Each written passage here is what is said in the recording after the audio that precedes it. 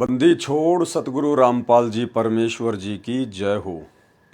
परम पिता परमात्मा, सारी सृष्टि के रचनहार, कुल मालिक, असंख्य ब्रह्मांडों के स्वामी, जगत गुरु, तीनों लोकों में प्रवेश करके सबका धारण पोषण करने वाले, राजाधिराज, आत्माधार, नाथों के नाथ, देवों के देव महादेव, सर्वेश्वर, महेश्वर, मृत्युंजय, अजरो अमर, आदि अनादि सनातनी प्रभु, जगत पिता जगदीश्वर, श्री श्री 1008 की उपाधि के वास्तविक अधिकारी, अकाल मूर्ति, सौद स्वरूपी राम वासुदेव, सर्वगतम ब्रह्म, परम पूज्य, प्रथम पूज्य, परम संत, परम पुरुष, परम धनी, परम दयालु, सत्य कबीर, हक्का कबीर, अल्लाहु कबीर, अल्लाहु अकबर, बाखबर, अल्लाह ताला, जगत के तारणहार, जगत के मुक्तिदाता, जगत के जगन्नाथ, हारे के सहारे, हिंदुओं के राम, मुसलमानों के अल्लाह, सिखों के वाहिगुरु, ईसाइयों के मसीह, दया के सागर दयानिधि, करुणा के सागर करुणानिधि,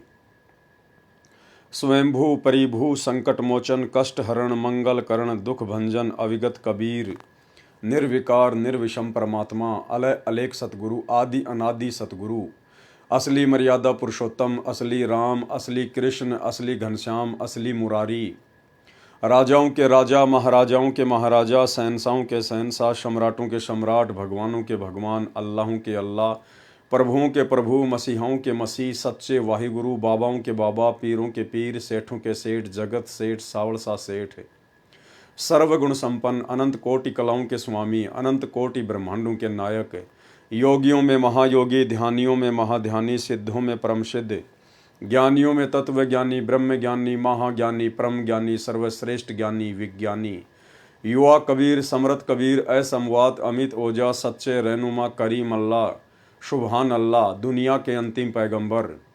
8 सितंबर 1951 से गांव धनाना, जिला सोनीपत, हरियाणा, भारतवर्ष की पावन भूमि पे प्रकट रियल कल की भगवान श्री नारायण साकार हरि, श्री बाबा साहेब स्वयंभू संत श्रोमणी सतगुरु रामपाल जी परमेश्वर जी के चरण कमल में साध संगति से जुड़े हुए देश विदेश से सभी सत्सेवक भाई बहनों का अनंत कोटि दंडवत प्रणाम। सत्साई भाई और बहनों, दया परमपिता परमेश्वर सर्व सृष्टि के रचनहार सतगुरु रामपाल जी भगवान की, जिनके विशेष आशीर्वाद से, जिनकी विशेष रजा से, वीआईपी कृपा से आप और हम सभी सत्सेवक भाई बहन साध संगति से जुड़कर गुरुदेव भगवान के तत्व ज्ञान को आधार बनाकर उनके भक्ति मार्ग पर अपने आत्म कल्याणार्थ हेतु निरंतर आगे बढ़ रहे हैं। भाई और बहनों, साध संगतियों का मिलना कोई सामान्य बात नहीं है। युगों युगों की तपस्या के बाद परमात्मा जीव आत्मा को ये परम सौभाग्य उपलब्ध करवाते हैं और निसंदेह वर्तमान में सतगुरु रामपाल जी परमेश्वर जी की करोड़ों की संगत में से केवल चंद पुण्यात्माओं को ही, सत्सेवकों को ही साध संगति से जुड़ने का वो परम सौभाग्य प्राप्त हुआ है, नसीब हुआ है। जो लोग साध संगतियों का विरोध करते हैं, साध संगत वालों से नफरत करते हैं, गुरुद्रोही कहते हैं, अब ज़्यादा समय नहीं बचा है जब आप लोगों को इस बात का पता चलेगा कि साध संगति से ना जुड़कर आप लोगों ने अपने भक्ति मार्ग की, अपने जीवन की सबसे बड़ी गलती कर डाली। तो भाई और बहनों, जो लोग ऑलरेडी साध संगति से जुड़े हुए हैं वो तो हर प्रकार के प्रमाण देख के, तथ्यों को देखकर, सबूतों को देखकर दृढ़ विश्वास कर चुके हैं कि साध संगति के अलावा सतगुरु रामपाल जी परमेश्वर जी का धरती पर अन्य दूसरा कोई भी पंथ नहीं है, कोई भी मिशन नहीं है। साध संगति के माध्यम से ही सतगुरु रामपाल जी भगवान सतलोक ले जाने के लिए अपनी आत्माओं को तैयार कर रहे हैं, दृढ़ कर रहे हैं। क्योंकि साध संगति से ही भक्ति मार्ग की हर प्रकार की उन गूढ़ बातों का हमें आज पता चल पा रहा है, जो गूढ़ बातें आज से पहले हम सतगुरु रामपाल जी परमेश्वर जी के सत्संगों से अपनी अल्प बुद्धि के चलते, अपनी नासमझी के चलते नहीं समझ पा रहे थे। तो भाई और बहनों, ये सौभाग्य युगों युगों के बाद ही जीव आत्माओं को नसीब होता है। हमारे वीडियो बनाने की श्रृंखला सृष्टि रचना के माध्यम से करोथा कांड और बरवाला कांड के ऊपर जारी है। करोथा कांड को लेकर 6 वीडियो कंप्लीट हो चुके हैं। पूरे करोथा कांड का रहस्य आप सभी के समक्ष तथ्यों समेत उजागर कर दिया गया है और उसके बाद बरवाला कांड को लेकर, बरवाला कांड के खुलासे को लेकर आज हमारा ये चौथे नंबर का पार्ट है। और पिछले 3 पार्टों में आप जियों ने सतलोक आश्रम मैनेजमेंट हरियाणा के द्वारा, जिसे राष्ट्रीय समाज सेवा समिति भी कहा जाता है, क्योंकि सतलोक आश्रम मैनेजमेंट हरियाणा ने अर्थात गुरुदेव के कलयुगी परिवार ने, गुरुदेव के भाई ने, स्टेट कोऑर्डिनेटरों ने, मुख्य सेवादारों ने मिलकर सन 2010 में सतलोक आश्रम बरवाला में एक मनमुखी काल प्रेरित संगठन का निर्माण किया, जिसका नाम था राष्ट्रीय समाज सेवा समिति। केवल संगठन का नाम ही राष्ट्रीय समाज सेवा समिति था। बाकी सतलोक आश्रम के जितने भी मुख्य सेवादार थे, बड़े बड़े भगत समझे जाने वाले भगत थे, और गुरुदेव का कलयुगी परिवार, उनके भाई, ये सभी लोग इस मनवत संगठन में शामिल थे। और इस संगठन ने काल प्रेरणा से अपनी मनमानियां करना शुरू कर दिया था, और इन्हीं लोगों की मनमानियों का नतीजा सन 2014 का बरवाला कांड है। अन्यथा 2014 बरवाला कांड में ना ही तो किसी भी प्रकार के किसी आर्य समाजी का हाथ था, ना ही प्रशासन का कोई हाथ था, ना किसी राजनीतिक पार्टी का कोई हाथ था। अगर किसी आर्य समाजी का हाथ था तो आज 10 साल हो चुके हैं, सतलोक आश्रम मैनेजमेंट हरियाणा ने अभी तक उन लोगों के खिलाफ कोई FIR क्यों नहीं की। यदि किसी प्रशासनिक अधिकारी या नेता का हाथ था बरवाला कांड करवाने में, तो आज तक सतलोक आश्रम मैनेजमेंट हरियाणा ने किसी भी ऐसे प्रशासनिक अधिकारी या नेता के ऊपर कोई FIR तक लॉन्च क्यों नहीं की। भाई और बहनों, इस बरवाला कांड 2014 की पूरी पटकथा स्वयं सतगुरु रामपाल जी परमेश्वर जी के कलयुगी परिवार ने और सतलोक आश्रम मैनेजमेंट हरियाणा ने लिखी थी, अपने मनवश कुकर्मों के चलते, अपनी मनमानियों के चलते, अध्यात्म को अच्छे से ना समझ पाने के कारण और गुरु को मानुष मानने के चलते इन लोगों की मनमानियों का नतीजा है बरवाला कांड 2014। यदि आपने अभी तक पिछले वीडियो नहीं देखे हैं बरवाला कांड के ऊपर, तो आप जियों को जरूर देखने चाहिए, अन्यथा आगे के वीडियो आपको समझ में नहीं आएंगे।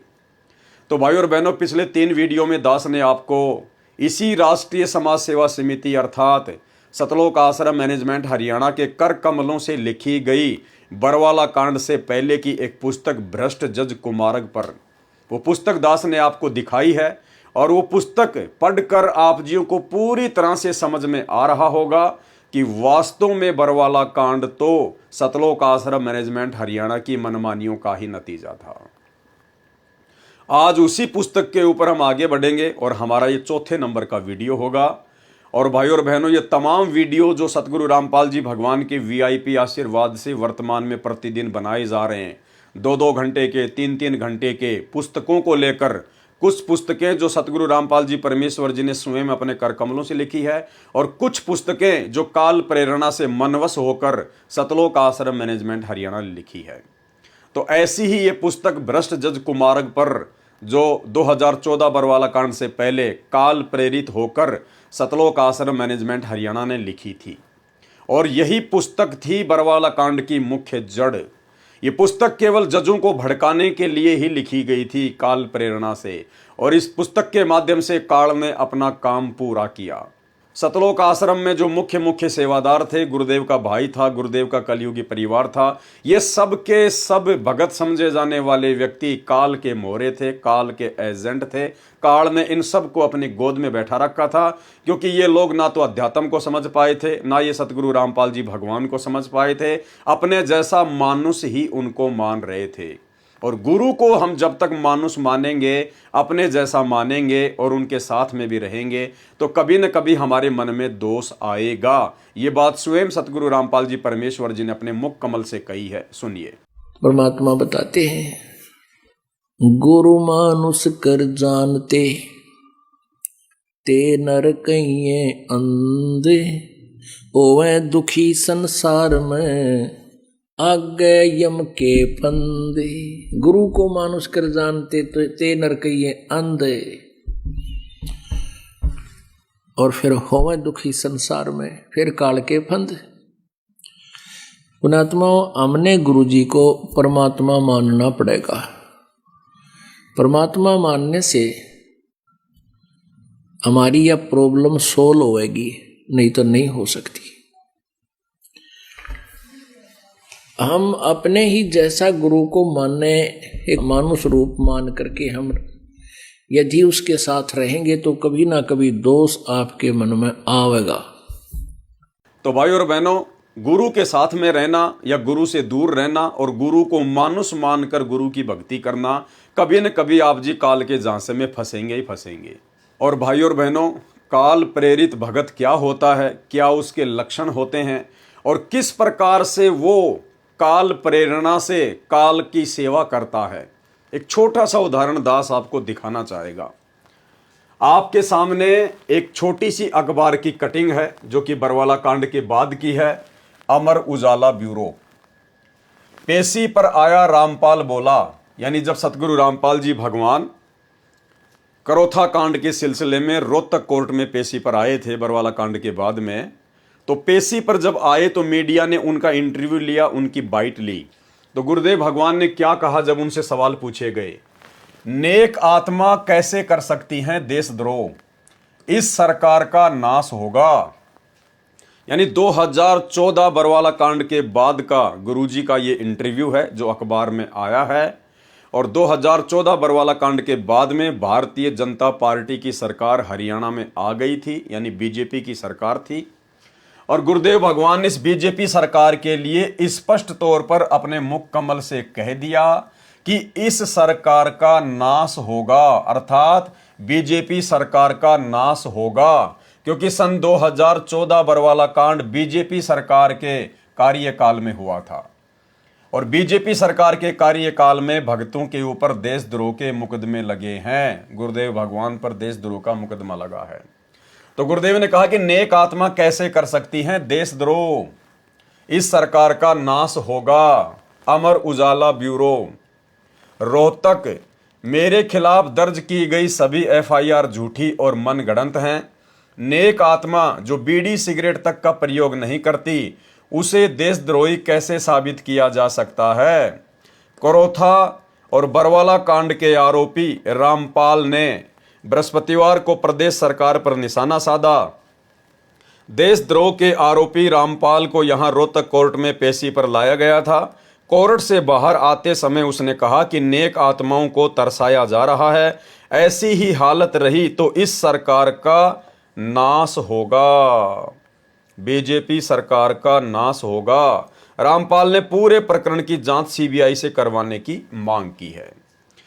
यानी संगत जिसे अपना परमात्मा समझती है, अपना भगवान समझती है, अपना परमेश्वर समझती है, सतगुरु रामपाल जी भगवान को, सतगुरु रामपाल जी भगवान ने सरेआम बीजेपी सरकार के लिए ये शब्द यूज किए हैं कि इस सरकार का नाश होगा, अर्थात बीजेपी सरकार का सत्यानाश होगा।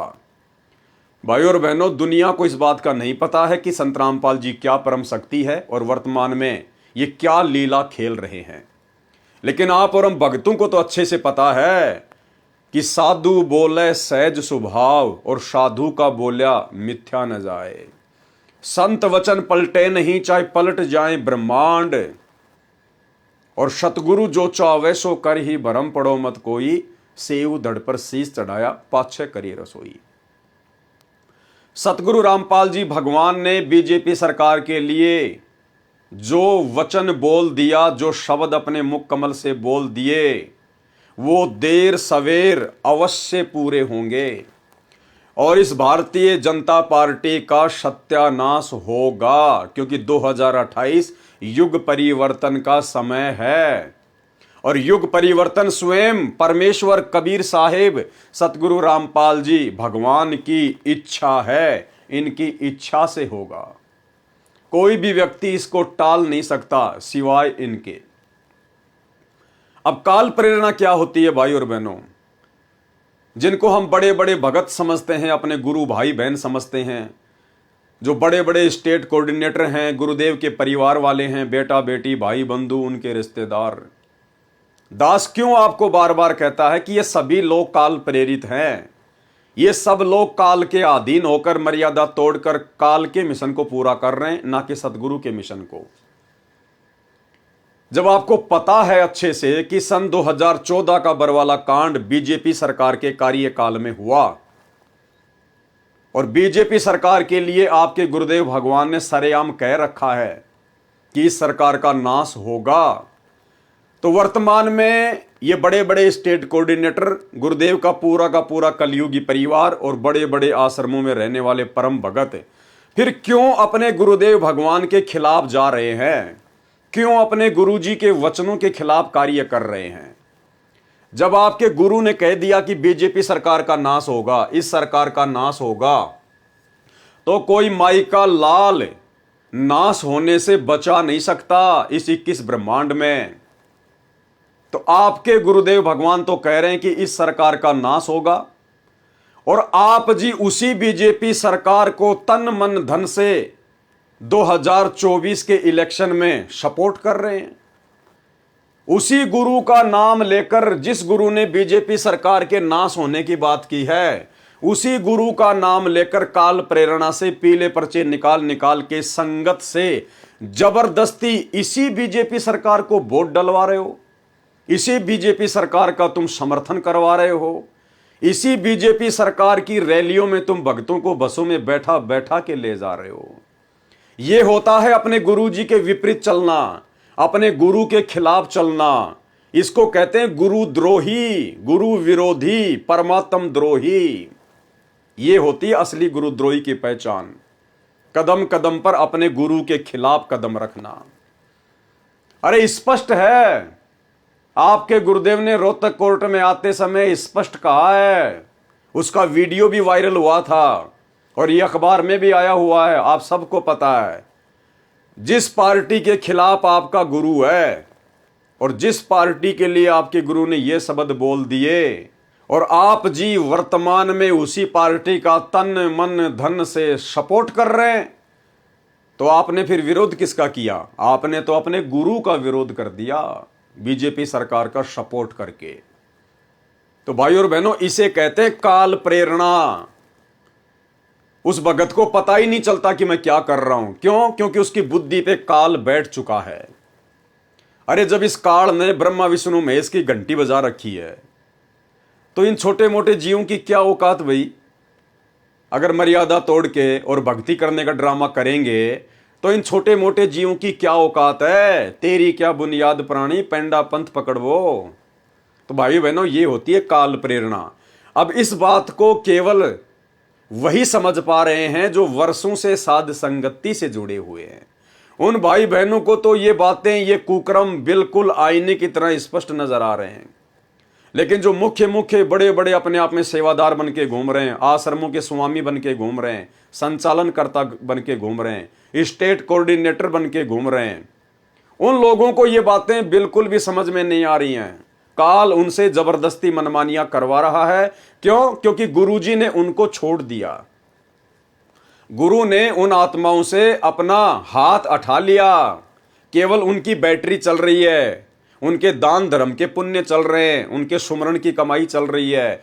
वर्तमान में गुरुजी के परिवार के ऊपर, स्टेट कोऑर्डिनेटरों के ऊपर और बड़े बड़े समझे जाने वाले भक्तों के ऊपर किसी प्रकार का कोई आशीर्वाद नहीं है। अगर थोड़ा बहुत बचाव हो सकता है तो संगत का हो सकता है, क्योंकि संगत बेचारी भोली है, नादान है। संगत को यह लगता है कि गुरुजी का परिवार जो कर रहा है बिल्कुल सही कर रहा है, क्योंकि संगत अभी अच्छे से गुरुदेव के तत्व ज्ञान से परिचित नहीं है। बेचारे नए नए भगत जुड़ते हैं, उनको हर बातों का पता नहीं होता है। तो संगत को परमात्मा फिर भी संभलने का, सुधरने का मौका देगा और दे रहा लगातार। साथ संगति के वीडियो देखकर रोजाना सैकड़ों की संख्या में भाई बहन साथ संगतियों से जुड़ रहे हैं, तेजी से वीडियो वायरल हो रहे हैं। संगत इन आश्रमों में जाना छोड़ रही है, इन कुपात्रों को ज्योति पाठ और दान का पैसा इन आश्रमों में जाकर देना छोड़ रही है।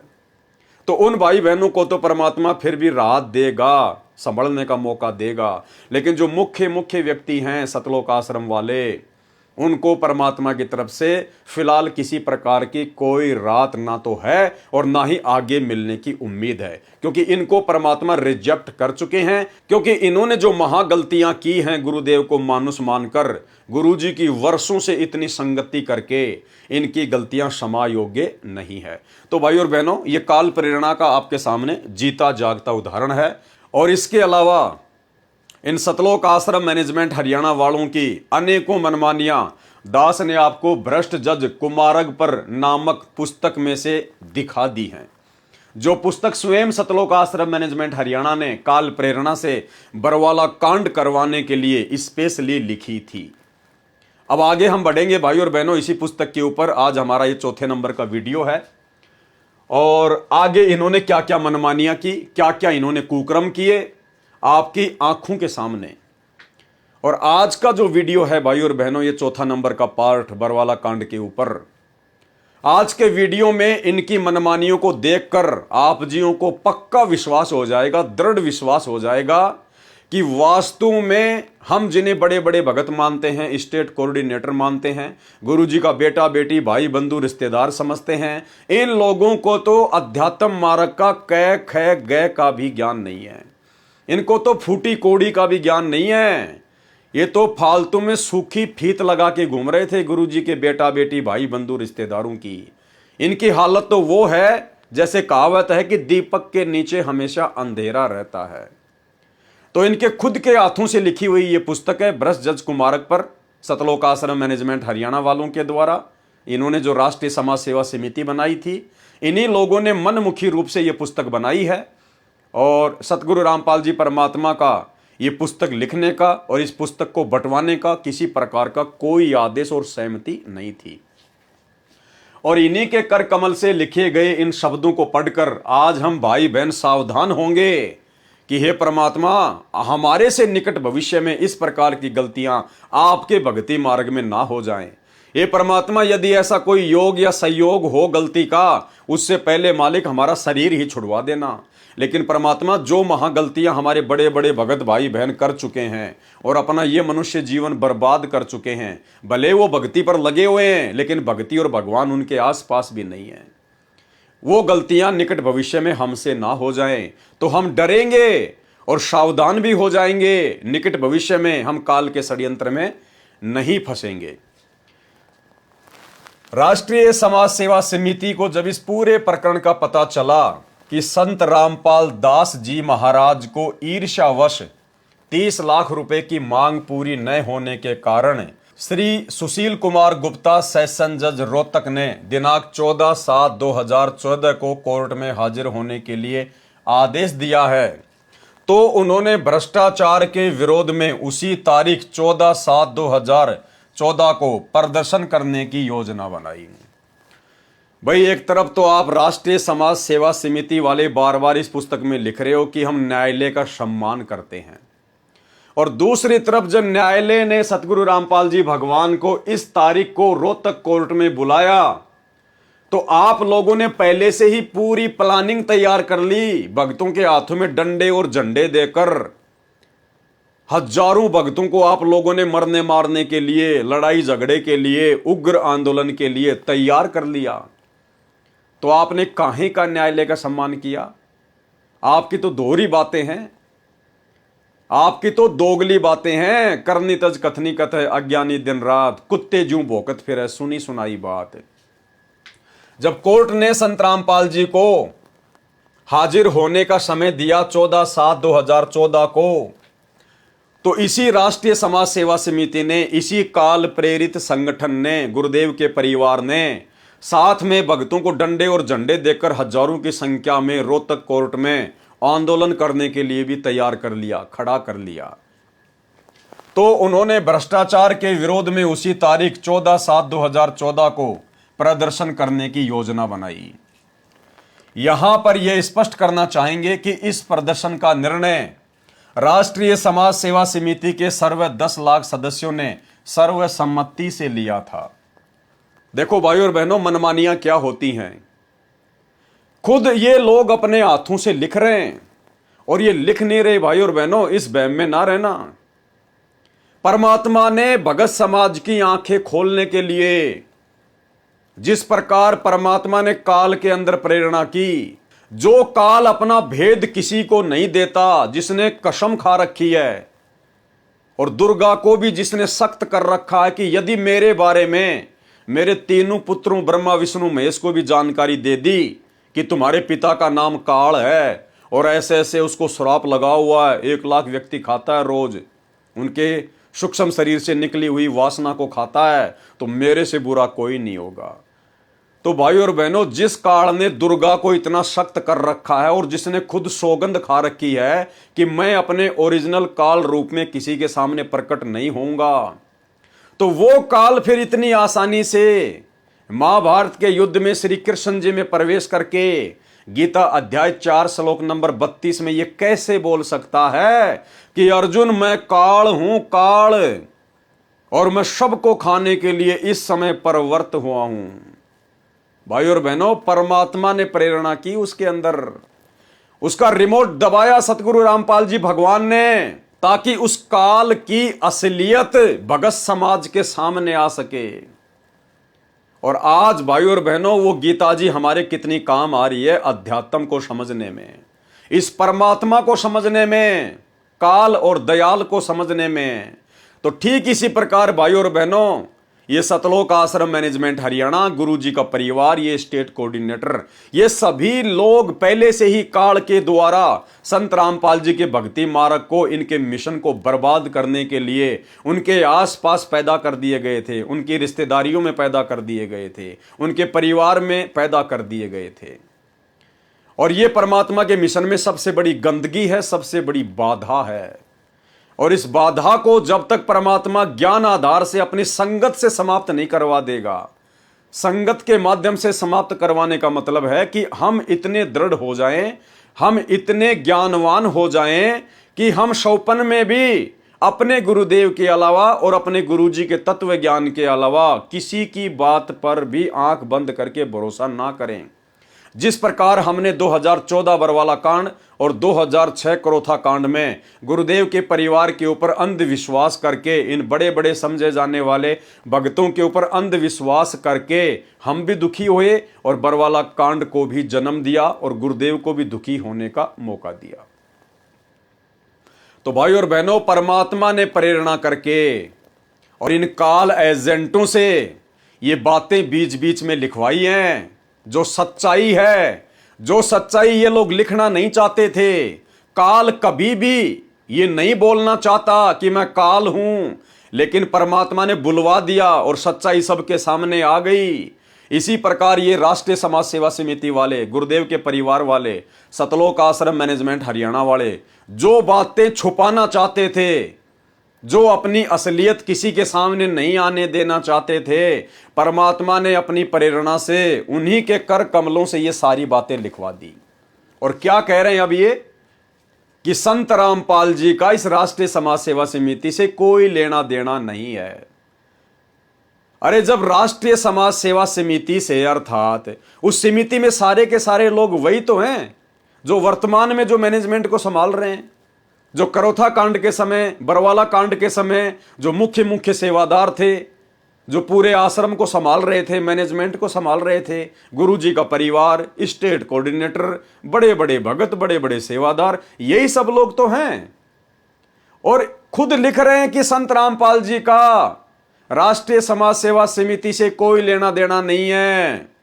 अरे जब भाई गुरुजी का ही इस समिति से लेना देना नहीं है, अर्थात इन बड़े बड़े भक्तों से और उनके परिवार से कोई लेना देना नहीं है, तो हम भगत फिर क्यों मूर्ख बन रहे हैं आज इनके पीछे अंधे होके? अरे हम क्यों इनकी चापलूसी कर रहे हैं जिनका गुरुजी से कोई लेना देना ही नहीं है? भाई और बहनों, थोड़ा सा दिमाग पे जोर डालो, अन्यथा इस मनुष्य जन्म में मोक्ष प्राप्त नहीं कर पाओगे। अगर इसी प्रकार से अपने दिमाग में गोबर भर के बैठे रहे तो क्या लिख रहे हैं ये लोग? एक एक शब्द को पकड़ना। क्या कह रहे हैं कि यहां पर ये स्पष्ट करना चाहेंगे। कौन कह रहा है? राष्ट्रीय समाज सेवा समिति वाले, गुरुजी का परिवार कह रहा है। यहां पर यह स्पष्ट करना चाहेंगे कि इस प्रदर्शन का निर्णय, कौन सा प्रदर्शन? जब गुरुजी की तारीख थी रोहतक में और पीछे से इन लोगों ने जो भक्तों को इकट्ठा करके हजारों की संख्या में उनके हाथों में डंडे और झंडे दे दे के जो मरने मारने के लिए उग्र प्रदर्शन के लिए जो तैयार किए थे, इस प्रदर्शन का निर्णय राष्ट्रीय समाज सेवा समिति के सर्व 10 लाख सदस्यों ने सर्वसम्मति से लिया था। न तो संत रामपाल जी को इस प्रदर्शन की जानकारी थी तथा न उनकी ओर से रोहतक या हिसार आने को कहा गया था।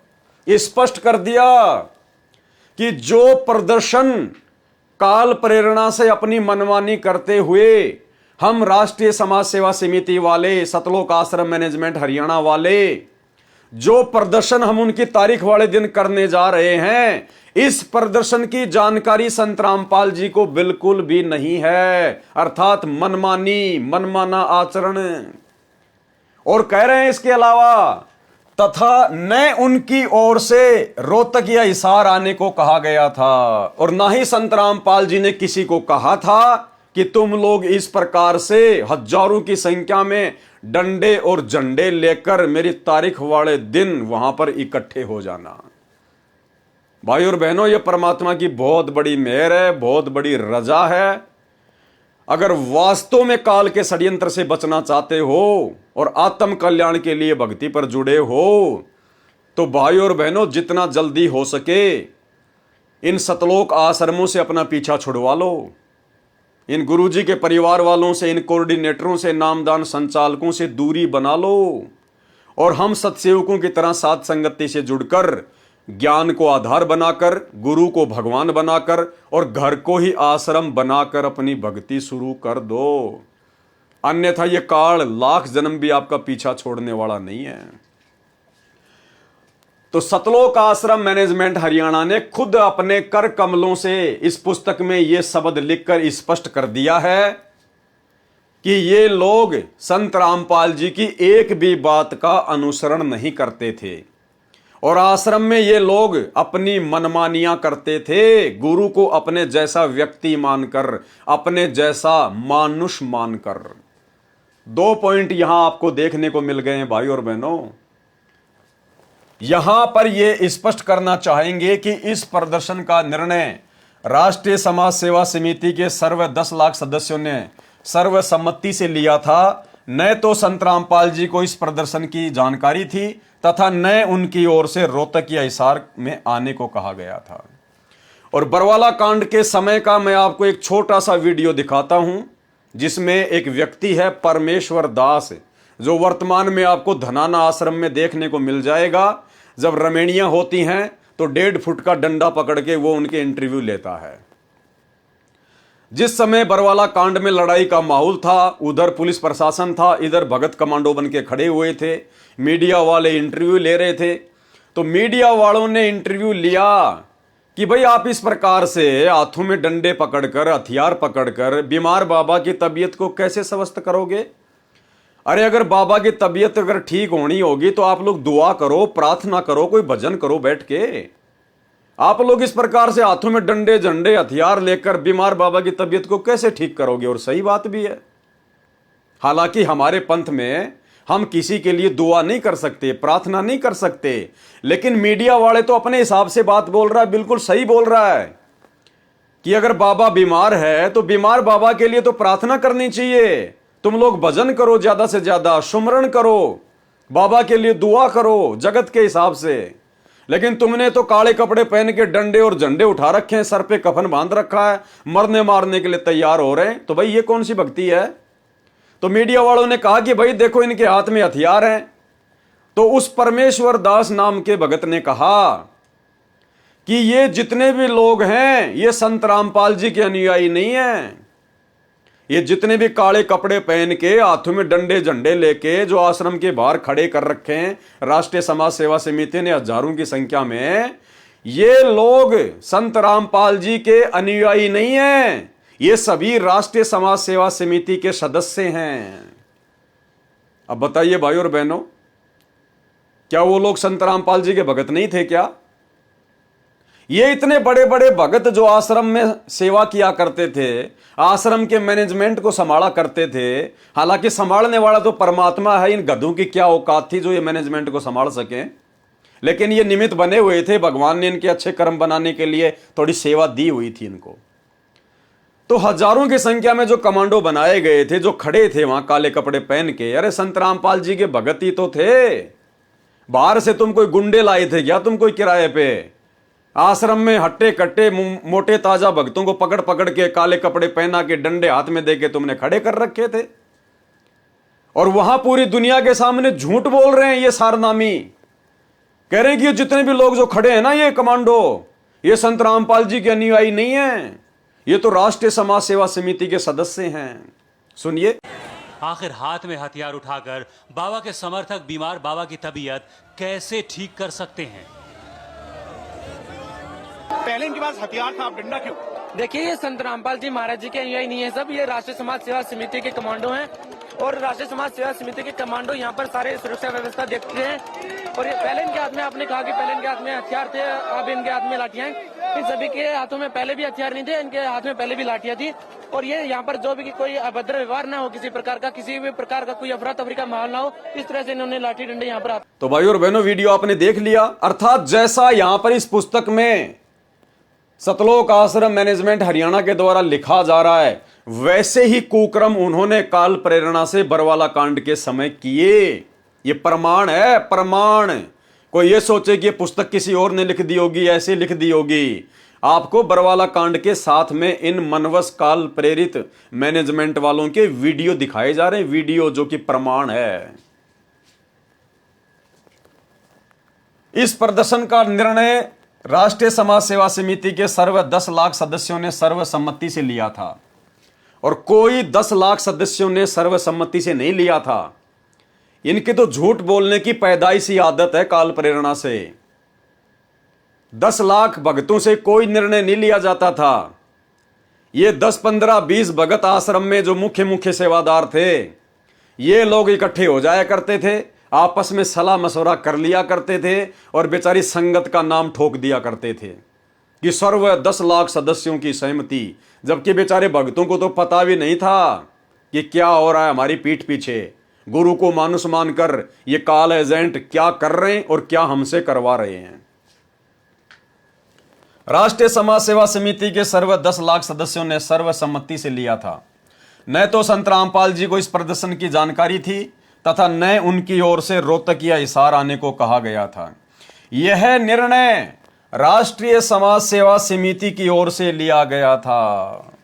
यह निर्णय राष्ट्रीय समाज सेवा समिति की ओर से लिया गया था। संत रामपाल जी का इससे कोई संबंध नहीं है, कोई सहमति नहीं है। भाई और बहनों, विचार कर लेना, यह मौका भगवान दोबारा नहीं देगा संभलने का, सुधरने का। भाई और बहनों, विचार कर लेना, संभलने का मौका दे रहा है भगवान। जब ये राष्ट्रीय समाज सेवा समिति वाले, गुरुजी के परिवार वाले, सतलोक आश्रम वाले, अरे बरवाला कांड से पहले सतगुरु रामपाल जी भगवान के बरवाला आश्रम में रहते सहते इस कदर मनमानियां कर सकते हैं, इनको मानुष मानकर, अपने जैसा जीव मानकर, तो भाई और बहनों, बरवाला कांड 2014 के बाद इन्होंने क्या कुछ नहीं किया। अरे आज तो ये लोग स्वतंत्र हैं, आज तो ये लोग फ्री हैं, आज इनके ऊपर कोई दबाव नहीं है। आज तो गुरु भगवान जेल में बैठे हैं, इनको कोई डर नहीं है, कोई भय नहीं है। और इसी कारण से भाई और बहनों, इन्होंने गुरुदेव के जेल जाने के बाद में बरवाला कांड से पहले इन्होंने जो गलतियां की, उससे भी बड़ी बड़ी गलतियां कर डाली हैं। गुरुदेव के ज्ञान, विधान और सत्संगों के खिलाफ समस्त कुकर्म संगत से भी करवाए और खुद ने भी किए काल प्रेरणा से। 2019 में कांग्रेस सरकार का खुलकर समर्थन, भक्तों के रिश्तेदारों तक से समर्थन करवाया, कांग्रेस सरकार को वोट डलवाए, पार्टी विशेष को, जबकि गुरुजी का कोई आदेश नहीं। वर्तमान 2024 में उसी प्रकार कांग्रेस को छोड़ के बीजेपी सरकार की गोद में बैठ गए, जमकर भक्तों से वोटिंग करवाई, समर्थन करवाया जा रहा है। बड़े बड़े बीजेपी के नेताओं की रैलियों में भक्तों को बसों में भरकर ले जाया जा रहा है। टोटल गुरुजी के ज्ञान और सत्संगों के खिलाफ कुकर्म। गुंडों की सीबीआई जांच इन्होंने करवाई आनंदपाल सिंह की, और 5 लाख रुपए राजपूत करणी सेना को इन्होंने दिए, भक्तों के दान का पैसा चंदे के रूप में, जबकि गुरुदेव ने तो कुपात्रों को दान धर्म देने से मना किया है। आप भाई बहनों का दान धर्म का पैसा, ज्योति पाठ का पैसा, इन्हीं सतलोक आश्रम मैनेजमेंट हरियाणा वालों ने राजपूत करणी सेना को राजस्थान के अजमेर की रैली में दिए 5 लाख रुपए। आपके दान का सरेआम दुरुपयोग भोगना पड़ेगा, भोगना। ये परीक्षा थी। ये छोटा सा वीडियो दिखा देता हूं आपकी जानकारी के लिए, देखिए। जयपुर में सरकार ने वादा किया था और उसके लिए भी मैं समर्थन पत्र लेके पहुंचा था। प्रेस कॉन्फ्रेंस में वो समर्थन पत्र हमने सौदा था कि फर्जी एनकाउंटर की सीबीआई जांच का संत रामपाल जी के लाखों अनुयायी समर्थन करते हैं।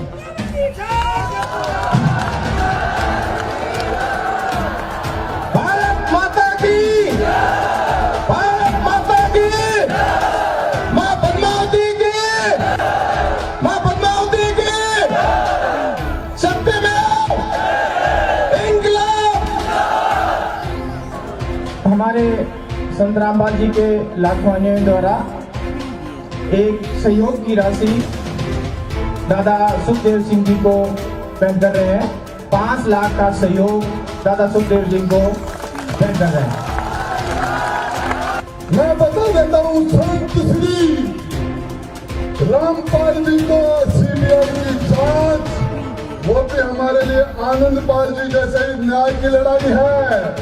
आप लोगों ने ये जो 5 लाख रुपए, ये जो भामाशाह के रूप में, ये राणा प्रताप के रूप में जो लड़ाई लड़ने वाला घास की रोटी खा के सुखदेव सिंह जो लड़ाई लड़ रहा है, और जो 5 लाख रुपए का जो आशीर्वाद जो अपने भामाशाह के रूप में देते हैं, उसका आपको नमन करते हैं हम। इसके बाद भाई और बहनों, इन्होंने हरियाणा के जाट आरक्षण में ऐसे महापुरुष का नाम लेकर जिनका राजनीति से, आरक्षणबाजी से कोई लेन देन नहीं है, इनके रहते सहते ना जाने कितने आरक्षण हुए, कितने लोग मरे, कितने धरने प्रदर्शन हुए, कितनी बार चुनाव हुए। सतगुरु रामपाल जी ने कभी भी अपने भक्तों को ना किसी पार्टी विशेष को वोट डालने के आदेश दिए और ना ऐसे किसी आरक्षण के धरनों में बैठने के आदेश दिए। लेकिन इनके जेल जाते ही इनके कलयुगी परिवार ने हरियाणा के जाट आरक्षण में इन्हीं का नाम लेकर और लाखों भक्तों को उस बिरानी आग में झोंक दिया और करोड़ों में रुपया, कभी 10 लाख, कभी 11 लाख, कभी 5 लाख उन जाट आरक्षण वालों को, जाट आरक्षण संघर्ष समिति वालों को दिए गए। एक छोटा सा वीडियो आपको दिखा देता हूं जिसमें यशपाल मलिक को 11 लाख रुपए चंदे के रूप में दिए गए। देखिए। संत रामपाल जी ने जो आपको समर्थन दिया, इस बारे में आपकी क्या राय है? हमारा संत रामपाल जी को और उसकी संगत को बहुत बहुत धन्यवाद। और उन्होंने हमें आज 11 लाख रुपए चंदा देकर भी आंदोलन में भी मदद की। और मैं तो ये कहना चाहूँगा कि संत रामपाल जी के ऊपर भी जो जुल्म हुए और उस जुल्म को जब वे उनके दर्शन करने उनके शरणार्थी जाते हैं तो उस पर भी तमाम अत्याचार किए जाते हैं, लाठियाँ बरसाई जाती है। सरकार उनको तंग कर रही और जो आर्य समाज के और उनके बीच में डिस्प्यूट है उसको भी दूर कराने की कोशिश करेंगे, क्योंकि हम खुद आर्य समाजी हैं। हम खुद आर्य समाजी होने के नाते ये चाहते हैं कि समाज में जो भेदभाव हुआ वो सब दूर हो और सब मिलकर एक जैसे एक जो सरकार है जो अन्याय करती है उसके खिलाफ सब मिलकर खड़े हो। तो अगर किसी आर्य समाजी भाई को इस वजह से कोई ठेस पहुंचती है तो हम उससे भी बात करने के लिए तैयार हैं। अपने गिले शिकवे दूर करो, आगे बढ़ो। वो भी जाट हैं, हम भी जाट हैं। ये एक बड़ी 36 बिरादरी की मुहिम है जिसमें उन्होंने साथ दिया, इसके लिए हम धन्यवाद देते हैं। और हम डेरा सच्चा सौदा से भी निवेदन करते हैं, जिसने ये सरकार बनवाई अपने दम पे, अगर वो इसी तरह की अत्याचारी और अन्यायी सरकार बनाई है तो उसके अनुयायियों को भी ये सोचना चाहिए और उनको सरकार से बात करनी चाहिए कि इस तरह के अत्याचार और अन्याय करने वाली सरकार का भविष्य में साथ न दे और वो भी आंदोलन को समर्थन करें। रामपाल जी महाराज के साथ या आपके साथ कोई समझौता हुआ है? संत रामपाल जी के अनुयायी यहाँ पे आपका समर्थन करेंगे क्या? कहाँ पे? दिल्ली में जो आप 2 तारीख का ऐलान किया आपने। 2 तारीख का वो चाहेंगे तो समर्थन कर सकते हैं, उनसे वार्ता की जाएगी। तो भाई और बहनों, जम के दान का दुरुपयोग करवाया गया और आप लोगों के कर्म फुड़वाए गए। इसके अलावा धनाना गांव वालों के लिए 50 लाख रुपए का बैडमिंटन का स्टेडियम बनवा दिया, जबकि संत रामपाल जी के 30 वर्षों के सत्संग उठा के देख लो, उनकी कोई भी पुस्तक उठा के देख लो, भगत को कोई भी गेम खेलने का या किसी भी गेम में सहयोग करने का कोई आदेश नहीं है। अगर कोई ताश खेल रहा है तो बैठने का भी आदेश नहीं है वहां पर। मोबाइल में वीडियो गेम तक देखने का भी आदेश नहीं है, खेलना तो बहुत दूर की बात है। और गुरुदेव के परिवार ने 50 लाख रुपए का धनाना गांव वालों के लिए बैडमिंटन खेलने का स्टेडियम बना दिया गया। ये स्टेडियम भी आपको दिखा देता हूं, एक बार देख लीजिए। आज हम आए हैं अपनी टीम के साथ जिला सोनीपत के तहसील गोहाना के गांव धनाना में, जहां पर एक अंतर्राष्ट्रीय स्तर के बैडमिंटन इंडोर स्टेडियम का निर्माण हुआ है। हरियाणा के छोटे से गांव में इतने अत्याधुनिक सुविधाओं से युक्त astro turf court badminton stadium को देखकर हर कोई हैरान है। ऐसे अंतर्राष्ट्रीय मानकों वाले इंडोर स्टेडियम तो केवल मेट्रो सिटी में देखने को मिलते हैं। इंडोर स्टेडियम के ऊपर जगत गुरु संत रामपाल जी महाराज का विशाल चित्र लगा हुआ है। हम भी अपनी टीम के साथ गांव धनाना बैडमिंटन इंडोर स्टेडियम पहुंचे, जहां पर गांव के काफी लोग जमा थे। उपस्थित लोगों को पूछने पर पता चला कि आज इस बैडमिंटन स्टेडियम का उद्घाटन होना है, जिस कारण से लोगों की भारी भीड़ उत्सुकता के साथ जमा हुई है। हम भी अपनी टीम के साथ इस बैडमिंटन इंडोर स्टेडियम में दाखिल हुए। चारों तरफ कुर्सियां लगी है, जिस पर बड़े बुजुर्ग बैठे हैं। एक तरफ टेबल पर फूल मालाओं के अंबार के साथ जगत गुरु संत रामपाल जी महाराज की चित्र लगी ट्रॉफी रखी है। पीछे मंच पर सम्मानित लोग बैठे हैं। सामने की दीवार पर भी संत रामपाल जी महाराज का बड़ा चित्र लगा हुआ है। स्टेडियम के बीचों बीच सुंदर बैडमिंटन कोर्ट बना हुआ है, जिस पर एस्ट्रो टर्फ की मैट बिछी है, जिस पर बहुत से लोग बैठे हैं। उद्घाटन समारोह शुरू हुआ। कोर्ट के बीच लगे रिबन को गांव के सबसे वरिष्ठ नागरिक द्वारा काटा गया। तत्पश्चात उपस्थित व्यक्तियों द्वारा संत रामपाल जी महाराज का जय घोष किया गया।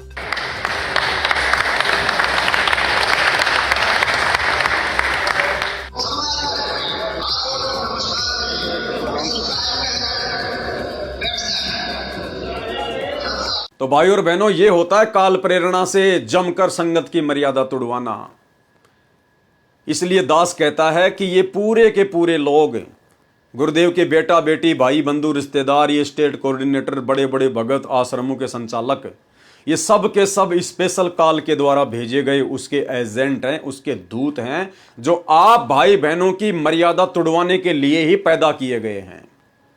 और ये वर्तमान का समय, गुरुदेव के जेल जाने के बाद का समय, जब तक गुरुदेव बाहर नहीं आ जाते तब तक ये परीक्षा का समय है।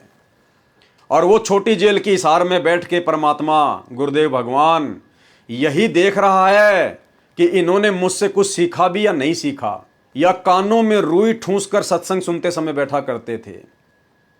तो परमात्मा भी बैठ के हम सबका झड़ा ले रहा है, हमारी परीक्षा ले रहा है। इसके अलावा ना जाने और भी कितने कुकर्म। धनाना आश्रम में इन्होंने 3 एकड़ जमीन में एक बहुत बड़े हॉस्पिटल का काम शुरू कर दिया। आश्रम में और हॉस्पिटल डूब के मरने की बात है। धनाना गांव वालों के लिए बसें चला दी गई है, बच्चों को स्कूल छोड़ने के लिए बसें फ्री। धनाना गांव वालों के लिए एम्बुलेंस की सुविधा फ्री। गांव वालों के लिए सड़कें बनाई जा रही हैं। भगतों को मजदूर बना दिया गया ताकि गांव वाले किसी भी प्रकार की कोई आपत्ति धनाना आश्रम के विषय में ना करें और हमारा धार्मिक धंधा सकुशल चलता रहे। और भी ना जाने भाई और बहनों, गिनती नहीं है इतने कुकर्म इन्होंने 2014 बरवाला कांड के बाद भी संगत से करवाए हैं और जमकर मर्यादा तुड़वाई है। और यही कारण है कि भगत समाज हजारों की संख्या में अकाल मौत को प्राप्त हो चुका है। भक्ति करते करते भी, सार नाम ले लेकर भी लोग अकाल मौत मर रहे हैं। अकाल मौत क्योंकि मर्यादा नहीं है, गुरु को मानुष माना जा रहा है। तो भाई और बहनों, आपकी आंखों के सामने इनके समस्त कुकर्म है। ये क्या कह रहे हैं? यह निर्णय राष्ट्रीय समाज सेवा समिति की ओर से लिया गया था, यानी संत रामपाल जी की कोई सहमति नहीं, हमने उनसे कोई आज्ञा नहीं ली, उनसे पूछने की हमने कोई आवश्यकता नहीं समझी, क्योंकि ये काल के ठेकेदार थे, सारे के सारे काल के ठेकेदार। पूर्व में यानी पहले जो पुस्तकें सच बनाम झूठ तथा न्यायालय की गिरती गरिमा बनाई गई थी, वे भी समिति के सर्व 10 लाख सदस्यों ने सर्वसम्मति से प्रकाशित की थी। स्पष्ट कर दिया कि इस पुस्तक भ्रष्ट जज कुमारक पर सहित अन्य जो पुस्तकें हैं, सच बनाम झूठ, न्यायालय की गिरती गरिमा, ये पुस्तकें भी वे भी समिति के सर्व 10 लाख सदस्यों ने सर्वसम्मति से प्रकाशित की हैं। अर्थात ये मनमाना आचरण भी सतलोक आश्रम मैनेजमेंट हरियाणा का ही है। गुरुदेव भगवान का इन पुस्तकों को लिखने में और बांटने में कोई सहयोग नहीं, और ना कोई माई का लाल ये साबित कर सकता कि संत रामपाल जी के आदेश से ये पुस्तकें लिखी गई हैं या बंटवाई गई हैं। अगर है कोई ऑडियो वीडियो तो दिखा दीजिएगा। और यहां तो ये खुद ही स्वीकार कर रहे हैं, तो शक की कोई गुंजाइश ही नहीं है। तो टोटल मनमाना आचरण भाई और बहनों, ये शिक्षा लेनी है, हमने शिक्षा गांठ बांध लेनी है। जो गलतियां इन काल एजेंटों ने, जो भगत के भेष में भेड़िए बनकर घूम रहे थे सतगुरु के आसपास, जिनको हम बहुत बड़े बड़े परम भगत मान रहे थे, और वर्तमान में जो सतलोक आश्रम मैनेजमेंट हरियाणा का हिस्सा बनके जगह जगह सतलोक आश्रम खोलकर धर्म को धंधा बनाकर बैठ गए हैं, हमने इन भेड़ियों से सावधान रहना, सावधान।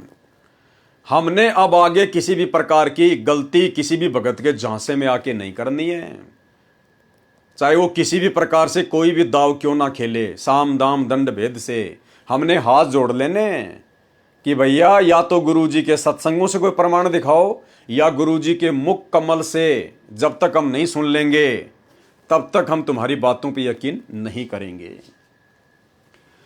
राष्ट्रीय समाज सेवा समिति में संत रामपाल दास जी महाराज के सेवक भी सदस्य हैं तथा सामान्य जनता गण भी सदस्य हैं।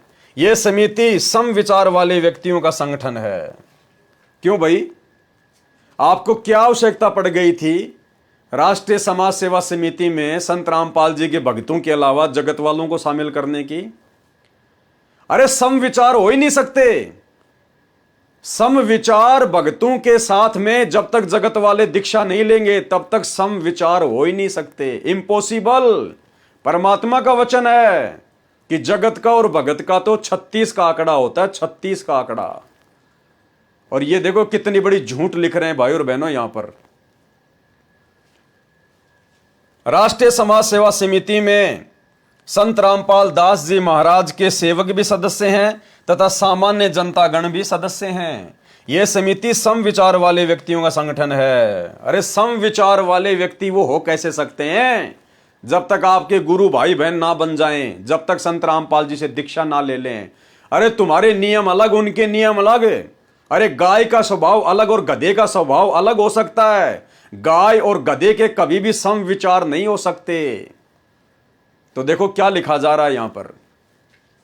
जो भ्रष्टाचार, अन्याय तथा समाज में फैली बुराइयों को निर्मूल करने के लिए संघर्ष कर रहे हैं, इसके लिए चाहे जेल जाना पड़े, चाहे पुलिस के डंडे खाने पड़े तथा कुर्बानी देनी पड़े, उल्टा कदम नहीं रखेंगे।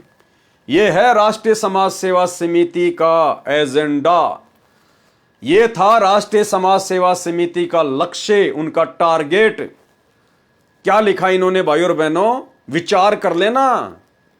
हम संत रामपाल जी से सतलोक आश्रम बरवाला में उपदेश लेने के लिए इसलिए गए थे कि भगत बनकर भक्ति करेंगे, अपनी आत्मा का कल्याण करवाएंगे। अरे जिन संत रामपाल जी भगवान ने इन हाथों को जोड़कर सतसाहेब बोलना सिखाया, जिन हाथों में उन्होंने माला पकड़वा कर सुमरण करना सिखाया, जिन हाथों से सतगुरु रामपाल जी भगवान ने दान धर्म करना सिखवाया, उन्हीं हाथों में इस राष्ट्रीय समाज सेवा समिति ने, सतलोक आश्रम मैनेजमेंट हरियाणा के गुंडों ने, भगत के वेश में जो भेड़िए बैठे थे उन लोगों ने उन्हीं हाथों में डंडे पकड़ा दिए, हथियार पकड़ा दिए और मरने मारने के लिए खड़े कर दिए और आदेश बता दिया सतगुरु रामपाल जी भगवान का। जो सतगुरु रामपाल जी भगवान कभी चींटी तक को भी सताने के आदेश नहीं देते। उनका विधान है, उनका आदेश है।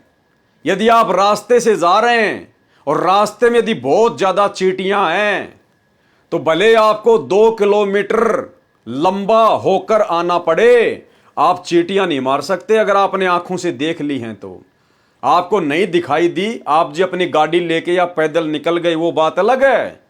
अगर आपने देख लिया कि सामने तो बहुत सारी चींटियां और मैं यदि ये गाड़ी इनके ऊपर से गुजारूंगा तो सैकड़ों मरेंगी, तो गुरुदेव का आदेश है कि अगर तुमने वो गलती कर दी जानने के बाद भी, तो फिर वही बात है, जानबूझ सांची तजे करे झूठ से ने, जाकी संगत है प्रभु शौपन में भी ना दे। तो गुरुदेव का आदेश है, ऐसी स्थिति में भले आपको 2 किलोमीटर लंबाई का चक्कर लगा के क्यों ना पड़े, घूम के क्यों ना आना पड़े, दूसरे रास्ते से क्यों ना आना पड़े, आप आंखों देखकर चींटियों के ऊपर गाड़ी नहीं चढ़ा सकते।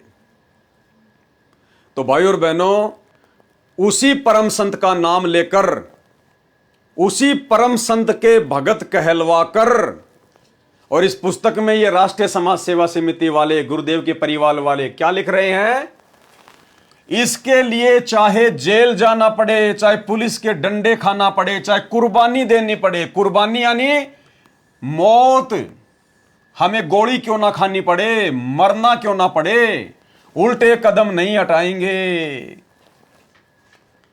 जबकि ये लोग सारी बातें गुरुजी के ज्ञान के विरुद्ध करवा रहे थे।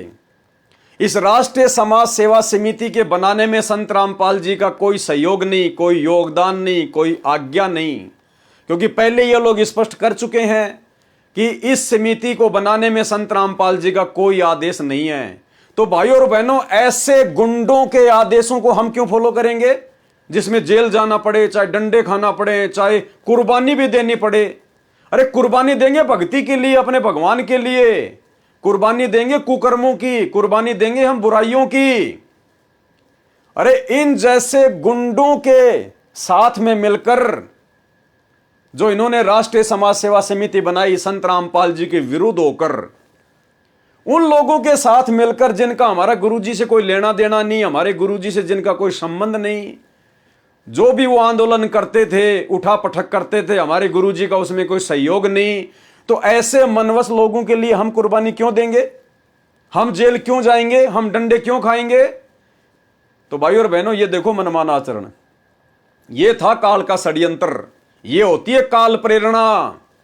संत रामपाल जी के बिल्कुल विरुद्ध खड़ा कर दिया काल ने बरवाला कांड के समय इन बड़े बड़े महापुरुषों को, जिनको आज संगत बहुत बड़े भगत मानती है। ये सभी स्टेट कोऑर्डिनेटर, इन आश्रमों के संचालक, गुरुजी के बेटा बेटी, भाई बंधु, रिश्तेदार, यही थे सारे के सारे बरवाला कांड में इस राष्ट्रीय समाज सेवा समिति में। तो देख लो आपकी आंखों के सामने, अब भी अगर आंख नहीं खुली फिर दोबारा मौका नहीं देगा भगवान। इसके लिए चाहे जेल जाना पड़े, चाहे पुलिस के डंडे खाने पड़े, चाहे कुर्बानी देने पड़े, उल्टा नहीं हटेंगे। कौन कह रहे हैं? ये बड़े बड़े भगत, गुरुजी का भाई, गुरुजी के परिवार वाले, क्योंकि इन सबकी सहमति है। ये जो भी कुछ लिखा जा रहा है इसमें सबकी सहमति है। तो भाई और बहनों, यहां तो देखो क्या कह रहे हैं कि चाहे जेल जाना पड़े, चाहे डंडे खाना पड़े, चाहे कुर्बानी क्यों ना देनी पड़े, चाहे मृत्यु को गले क्यों ना लगाना पड़े। अरे भाई, फिर बरवाला कांड के बाद में पुलिस से छुपकर भगोड़े बन के क्यों घूम रहे थे? अरे यहां तो तुम जेल जाने से नहीं डर रहे, डंडे खाने से नहीं डर रहे, मौत से नहीं डर रहे, और बरवाला कांड में जब पुलिस के डंडे पड़ने लगे तो छुप छुप के निकल गए, छुप छुप के मुंह काला करके। भूल गए गुरुजी को, भूल गए भक्तों को, भूल गए अपने मिशन को, भूल गए अपने टारगेट को, भूल गए अपने आंदोलन को। और वही गुरुजी का भाई जो इस राष्ट्रीय समाज सेवा समिति को खड़ा करने में मुख्य व्यक्ति है, सबसे बड़ा काल का एजेंट है, वही व्यक्ति 18 नवंबर की रात को पुलिस के साथ में सेटिंग करके, क्योंकि सारा षड्यंत्र इसी के तहत हो रहा था। अरे संत रामपाल जी का भाई, आश्रम का इतना बड़ा जिम्मेदार व्यक्ति, भैया कैसे 20,000 पुलिस वालों के बीच से निकल जाएगा? इम्पॉसिबल। लेकिन पुलिस की गाड़ी में बैठ के गया, पुलिस की जिप्सी में बैठ के गया। उस समय उसको याद नहीं आया कि मेरा भाई कितना दुखी होगा, कितना परेशान होगा। आग लगा के भाग गया। यहां तो मरने मारने की बात कर रहा है, जेल जाने से नहीं डरेंगे, डंडे खाने से नहीं डरेंगे। और वही व्यक्ति बरवाला कांड के बाद गुरुदेव का भाई 8 साल तक भगोड़ा बन के घूमा, दर दर की ठोकरें खाता रहा। और भी बड़े बड़े मुख्य सेवादार, गुरुजी के बेटे, एक तो पकड़ा गया था उसी समय, दूसरा बाद में पकड़ा गया, छोटे वाला। और 8 साल तक ये लोग कुत्ते की तरह छुपते रहे, छुपते फिरे, भगोड़े बन के। इसको कहते हैं दोगली बातें, करनी तज कथनी कथ है, अज्ञानी दिन रात कुत्ते ज्यों भौंकत फिरे, सुनी सुनाई बात है। भाई और बहनों, विचार करना, ये परमात्मा हमारी आंखें खोलना चाह रहे हैं इन वीडियो के माध्यम से। अरे हिंदू संस्कृति में, भारतीय समाज में बड़े भाई को अपने बाप के समान समझा जाता है, बड़े भाई को अपने बाप के समान। और जब उस महेंद्र भगोड़े को इस बात का पता चल गया कि तेरा भाई तो स्वयं परमात्मा है, सतगुरु है, और भाई और बहनों, इसके बावजूद भी वही महेंद्र अपने भाई को अकेला छोड़कर और भगोड़ा बनकर 8 साल से घूमता रहा। अरे भगवान छोड़ो, बहुत दूर की बात है, गुरु छोड़िए, बहुत दूर की बात है। अगर ये महेंद्र भगोड़ा संत रामपाल जी को अपना बड़ा भाई भी समझता तो भी भाई और बहनों ये भगोड़ा बन के नहीं घूमता, उनके साथ में खड़ा रहता कि हम कोई चोर थोड़ी हैं, डाकू थोड़ी हैं, हम भगत हैं, सच्चाई के लिए लड़ रहे हैं, संघर्ष कर रहे हैं, जेल जाना पड़े जाएंगे, डंडे खाना पड़े खाएंगे। होना तो यह चाहिए था कि अपने भाई के साथ में खड़ा रहता, कंधे से कंधा मिलाकर। लेकिन मुंह काला करके, पुलिस के साथ सेटिंग करके आश्रम से गायब। क्योंकि पहले ये हरियाणा में डीजी का ड्राइवर था, ये पुलिस महकमे में था, ये गुरुजी का छोटा भाई महेंद्र, ये डीआईजी का ड्राइवर था। पूरा का पूरा षड्यंत्र, पूरी की पूरी सेटिंग इसी की थी बरवाला कांड में।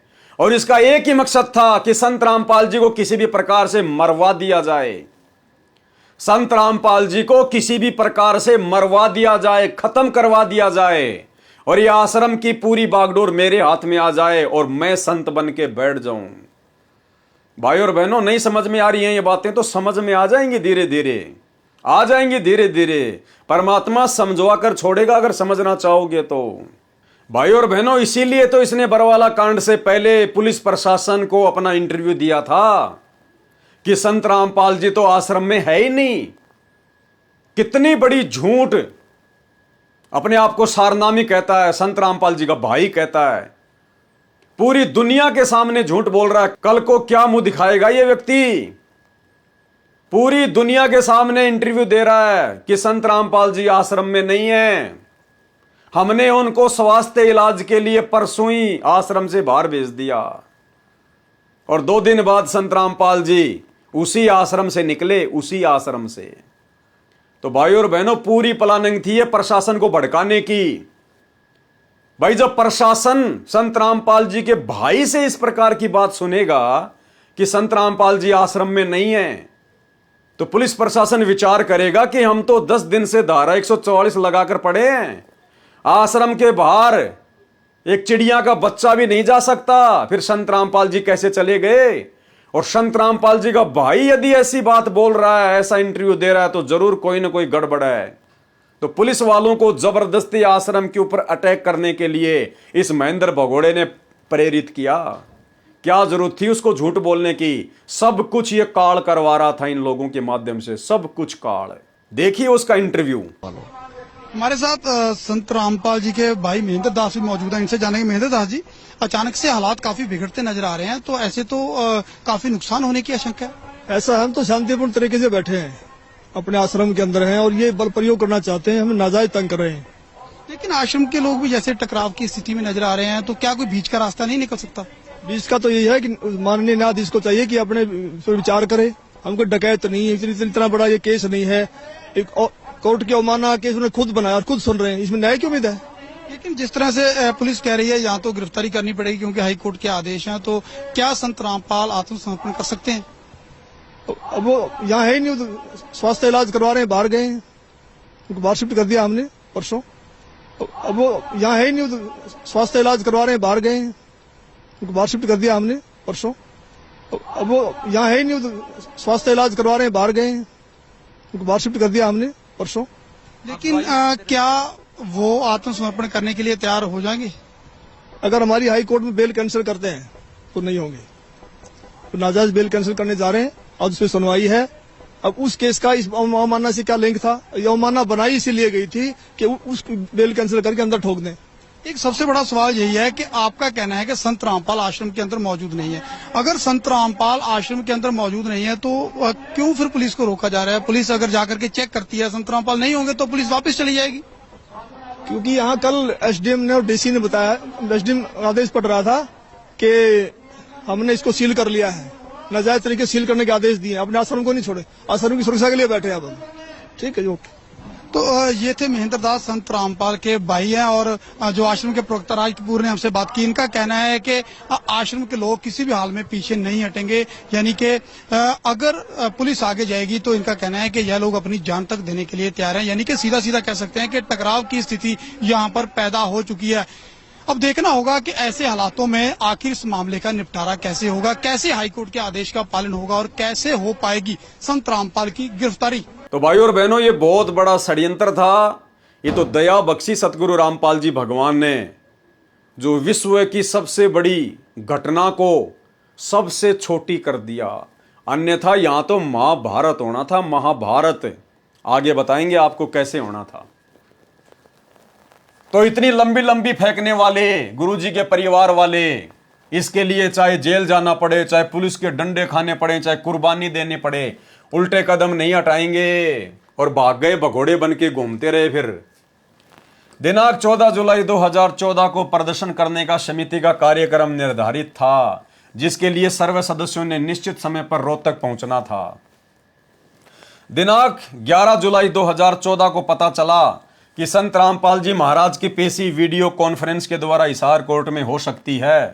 तब राष्ट्रीय समाज सेवा समिति द्वारा कुछ सदस्यों को हिसार कोर्ट में भेजा गया। फिर हिसार कोर्ट में भेज दिया गया मनमाने तरीके से। अपने कमांडों को, अपने लोगों को अपनी मनमानी करते हुए संत रामपाल जी से पूछे बिना काल प्रेरणा से हिसार कोर्ट में काफी संख्या में भक्तों को भेज दिया गया, जब पता चला कि संत रामपाल जी की हिसार कोर्ट में पेशी हो सकती है। जैसा कि पूर्व में लिखा है कि इस समिति में संत रामपाल जी महाराज के शिष्य भी सदस्य हैं, जिन्होंने बताया कि संत रामपाल जी महाराज को आज तक सरकार ने कोई सुरक्षा नहीं दी। ये संत रामपाल जी को परमात्मा मान रहे हैं क्या? अरे इनके लेख बता रहे हैं, इनके हाथों से लिखी गई ये लेख नहीं बता रही है। इन्होंने क्या समझा संत रामपाल जी को? 20-20 साल से उनके साथ में रह के, सार नाम तक लेके, केवल मानुष सरकार के आगे हाथ फैला रहे हैं संत रामपाल जी को सुरक्षा देने के लिए। अरे आदमी है क्या? इंसान है क्या? जीव है क्या? मां के गर्भ से जेल में लिपट के आया है क्या तुम्हारे जैसा? इनको सुरक्षा की जरूरत नहीं है। ये पूरी दुनिया को सुरक्षा देते हैं, पूरी दुनिया को। तीनों लोकों में प्रवेश करके सबका भरण पोषण करने वाले असली विष्णु यही हैं। अग्नि तनुरसी विष्णवे तवा सोमस्य तनुरसी, कबीर अंगारी असी बंबारी असी सवर ज्योति रित धामासी। ये है वो कबीर परमात्मा जो सबकी ढाल है। और तुम नालायकों इन 2 कोड़ी के राजनेताओं से भीख मांग रहे हो संत रामपाल जी की सुरक्षा के लिए। इस अजन्मा स्वयंभू परमात्मा की मृत्यु की तुम्हें चिंता सता रही है। यह होता है गुरु को मानुष मानना। इसलिए भाई और बहनों, ये जितने भी बंदूकें थी, जितने भी हथियार थे, ये सब के सब इन मनवस लोगों ने, सतलोक आश्रम मैनेजमेंट हरियाणा वालों ने, गुरुदेव के भाई ने, इन्हीं लोगों ने अपनी तरफ से ये पूरी व्यवस्था कर रखी थी। जो बॉडीगार्ड आपको गुरुजी के आगे पीछे दिखाई देते थे, 15, 20, 25, ये सब के सब लोग गुरु को मानुष मानते थे। और इन्होंने इतने सारे बॉडीगार्डों के हथियारों की व्यवस्था इसलिए नहीं कर रखी थी कि संत रामपाल जी से इनको प्यार था, नहीं। ये संत रामपाल जी को मानुष मानकर उनको जीवित रखना चाहते थे, ताकि संत रामपाल जी हैं तो धंधा है, संत रामपाल जी हैं तो भगत हैं, और भगत हैं तो दान धर्म है, पैसा है और हमारी मौज मस्ती है। जब संत रामपाल जी नहीं रहेंगे तो फिर हमें कौन पैसा देगा? केवल अपने स्वार्थ के लिए। और गुरु को मानुष मानकर ही इस प्रकार की घटनाओं को अंजाम दिया जा सकता है। अन्यथा जो परमात्मा तीनों लोकों में सर्वश्रेष्ठ सर्वशक्तिमान, उनको किसी के बॉडीगार्ड की आवश्यकता है क्या? उनको सुरक्षा कर्मियों की आवश्यकता है क्या? लेकिन ये सारा का सारा प्रबंध ये काल प्रेरणा से ये सतलोक आश्रम मैनेजमेंट हरियाणा वाले ही किया करते थे। तो यहां सरकार के आगे भीख मांग रहे हैं, भीख। जिन्होंने बताया कि संत रामपाल जी महाराज को आज तक सरकार ने कोई सुरक्षा नहीं दी है, माननीय हाईकोर्ट के आदेश के पश्चात भी सुरक्षा मुहैया नहीं कराई गई। भाई क्यों कराएंगी सरकार? अरे सरकार तो काल प्रेरणा से चलती है, सरकार तो ज्योति निरंजन के अधीन है, सरकार तो वहां पर जाती है, वहां पर सुरक्षा मुहैया करवाती है जहां पर सरकार का कोई फायदा हो। तो सरकार को पता था कि संत रामपाल जी ना तो कोई राजनीतिक व्यक्ति हैं, ना किसी राजनेता को अपने आसपास में फटकने देते हैं, ना अपने भक्तों को राजनीति करने का आदेश देते हैं, ना किसी को वोट डालने का आदेश देते हैं, ना किसी राजनीतिक पार्टी का कोई समर्थन करते हैं। तो संत रामपाल जी तो राजनीतिक लोगों के मतलब के नहीं थे। अरे फिर सरकार क्यों सुरक्षा देगी संत रामपाल जी को? भाई भक्ति राजनेताओं को चाहिए नहीं, ज्ञान राजनेताओं को चाहिए नहीं, क्योंकि उनके पास तो अपने आप में खूब ज्ञान है, वो तो खुद ही ज्ञानी है, अहंकार में सड़े फिरते हैं वो तो। और इसके अलावा जब चुनाव आते हैं तो संत रामपाल जी की तरफ से उनको कोई सहायता मिलती नहीं है, ना पैसे की ना वोटों की। तो सरकार क्यों सुरक्षा देगी भाई संत रामपाल जी को? अरे किस मुंह से तुम लोगों ने, किस आधार से तुम लोगों ने सरकार के आगे हाथ फैलाए? नालायकों, अपने गुरु को मानुष मानकर। भाई और बहनों, इनमें किसी प्रकार का कोई ज्ञान नहीं था, ना तो इन लोगों को सामाजिक ज्ञान था, ना राजनीतिक ज्ञान था, और आध्यात्मिक ज्ञान तो इनको फूटी कोड़ी भी नहीं थी। ये तो संत रामपाल जी भगवान के सिर में दर्द थे, सिर में दर्द। ये तो चींचड़ थे, चींचड़, जो उनका खून पीते थे उनके पास में रह के।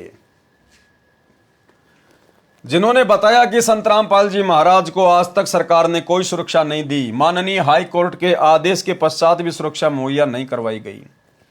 संत रामपाल जी महाराज को आर्य समाज के शरारती तत्वों से जान का खतरा है। डूब के मर जाना चाहिए, डूब के।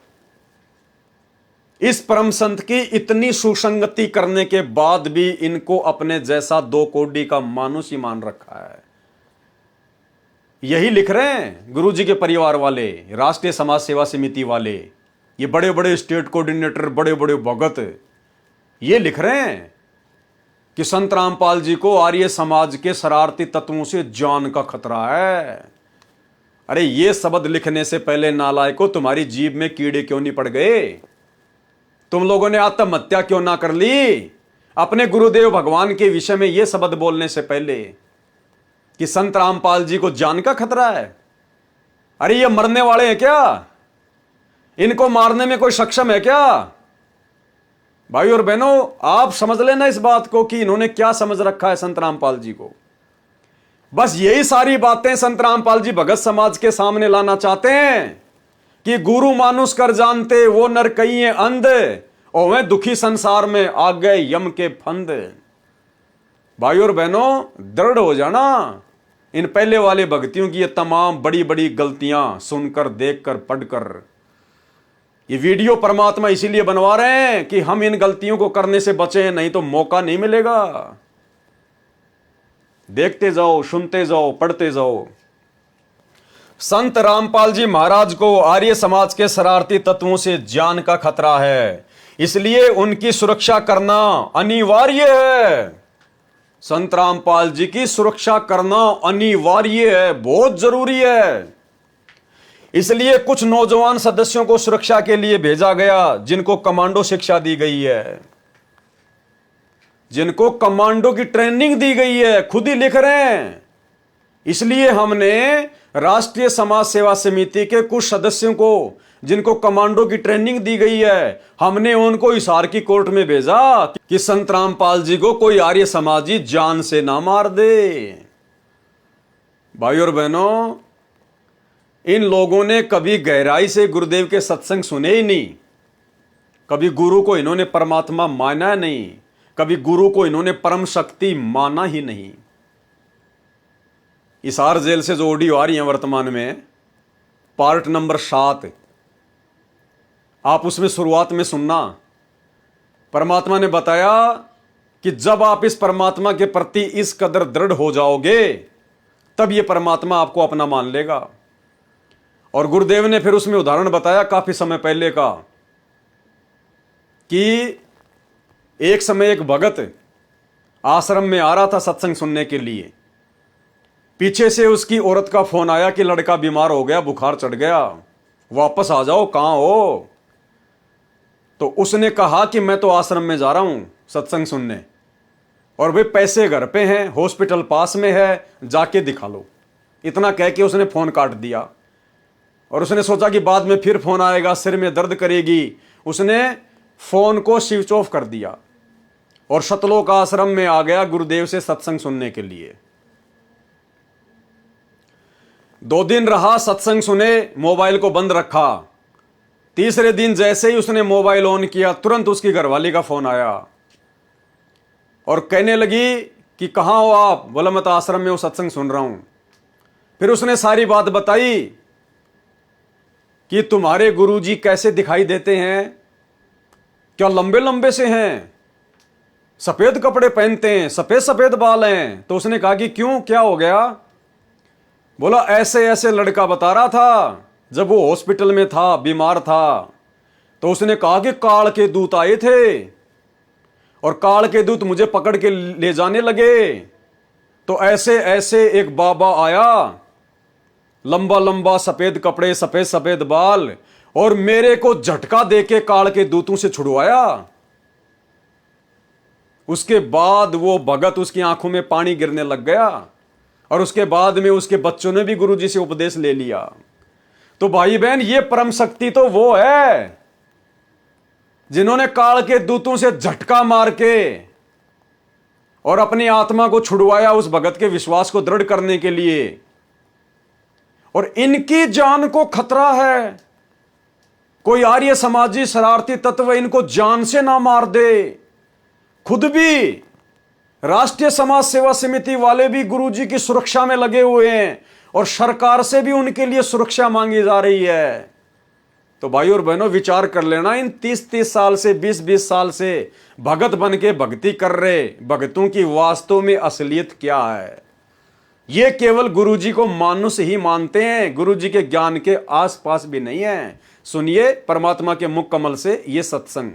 नुकता ये भी होता है, जैसे एक भक्त ने बताया था कि मैंने नाम लिए 2-4 महीने हुए थे, घरवाली को पता लग चुका था, रो गए, थोड़ी बहुत कवासनी हो ही जाती थी। एक दिन मैं सत्संग में आने लग रहा था, रास्ते में फोन आया, 10-11 की बात, इकलौता बेटा बीमार हो गया बहुत सख्त, कहा हो जल्दी आओ। मैंने कहा वैसे तुम्हारे पास है, हॉस्पिटल बिल्कुल साथ है, वहां दिखा लो, डॉक्टर ने इलाज करना, पैसे शुरू है, मैं जा रहा हूँ सत्संग। बस वाला की उल्टे सुलटी बात सुना, मैंने फोन काट दिया, मैं आ गया पास में, मैंने फोन ना बंद रखा। अगले दिन फोन खोला, उसी टाइम फोन आया कि लड़का ठीक हो गया, तो चमत्कार हो गया, डॉक्टर भी हैरान है, ये हो कैसे बेहतर हो। तो राहत की सांस ली। फिर मैं जब वहां गया तो फिर मैं पूछा कि तुम्हारे गुरुजी कैसे हैं, क्या सफेद कपड़े पहनते हैं, लंबे से हैं, सिर पे सफेद बाल हैं?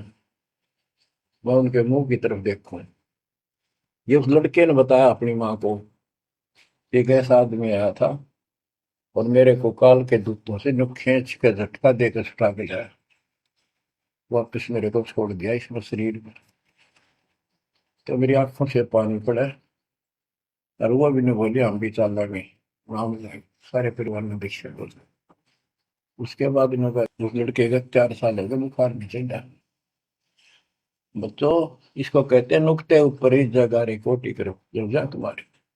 संत रामपाल जी महाराज को आर्य समाज के शरारती तत्वों से जान का खतरा है, इसलिए उनकी सुरक्षा करना अनिवार्य है। इसलिए कुछ नौजवान सदस्यों को सुरक्षा के लिए भेजा गया, जिनको कमांडो शिक्षा दी गई है। वो कमांडो बचाएंगे।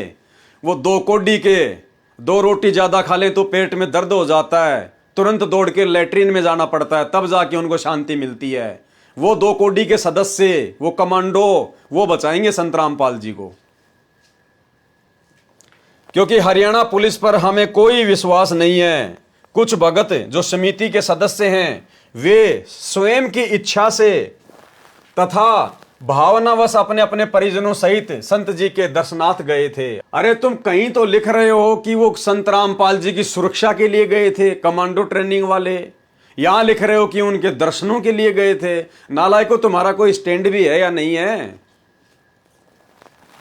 दिनांक 14/7/2014 से कुछ दिन पहले एक अफवाह फैली कि संत रामपाल जी महाराज को तथा अन्य भक्तों को जो मुकदमा नंबर 198/2006 में नामजद हैं, 14/7/2014 को सेशन जज गिरफ्तार कराकर जेल में भिजवाएगा, क्योंकि सेशन जज को हाईकोर्ट के माननीय भ्रष्ट जज श्री सतीश कुमार मित्तल का स्पष्ट आदेश है कि इन्होंने 30 लाख प्लस 20 लाख प्लस 10 लाख अर्थात 60 लाख रुपए देने से इनकार किया है, जिस कारण से हाईकोर्ट के भ्रष्ट जजों को हिस्सा नहीं मिल सका। इसलिए श्री एस के मित्तल जज ने कहा कि इस मुकदमे में शीघ्र सजा सुना दो। मैं श्री एस के मित्तल हाईकोर्ट में तुम्हारे खिलाफ की गई शिकायतों पर कोई कार्रवाई नहीं होने दूंगा। इन्होंने क्यों भेजे वो कमांडो हिसार कोर्ट में? ये कह रहे हैं कि अफवाह फैली, यानी उड़ती उड़ती सी बात आई कि हाई कोर्ट के जज संत रामपाल जी को सजा देने के लिए और हिसार कोर्ट के जज को आदेश दे चुके हैं कि उनको आते ही गिरफ्तार कर लो और उनको जेल भेज दो। इसलिए हमने संत रामपाल जी को जेल जाने से बचाने के लिए और वो कमांडो की जो ट्रेनिंग दी गई थी कुछ लोगों को, उनको हमने हिसार कोर्ट में भेजा संत रामपाल जी की सुरक्षा के लिए। बताओ भाई और बहनों, जब कोर्ट आदेश दे देगा कि भाई आपके ऊपर ये मुकदमा जो है फाइनल हो चुका है, आपको इतने महीने की सजा हो गई है, उसके बाद वो प्रशासन से पंगा लेंगे। वो भगत जो खरीद के काले कपड़े पहन के जबरदस्ती कमांडो बने हुए थे, वो फिर प्रशासन से पंगा लेंगे, वहां पर संत रामपाल जी को जेल जाने से रोकेंगे वो। ये है इनकी मंदबुद्धि, इनकी छोटी सोच, इनकी घटिया सोच। यहां पर ये स्पष्ट करना चाहेंगे कि दिनांक 14/7/2014 को सर्व सदस्य सिर पर कफन बांध कर गए थे। सुनते जाना भाई और बहनों, सुनते जाना, आंखें खोल लेना। ये भगत नहीं, भेड़िए हैं, भेड़िए। सतलोक आश्रम मैनेजमेंट हरियाणा वाले ये भक्ति करने के मकसद से नहीं जुड़े हुए हैं, ये संत रामपाल जी को बदनाम करवाने के लिए जुड़े थे। उनके इस मार्ग को, उनके मिशन को बर्बाद करवाने के लिए काल प्रेरणा से उनके भगत के रूप में आए थे। ये क्या लिख रहे हैं, ये शब्द ध्यान से देख लेना। यहां पर ये स्पष्ट करना चाहेंगे, यहां पर यह स्पष्ट करना चाहेंगे, अर्थात आज हम अपने दिल की बात बोलना चाहेंगे।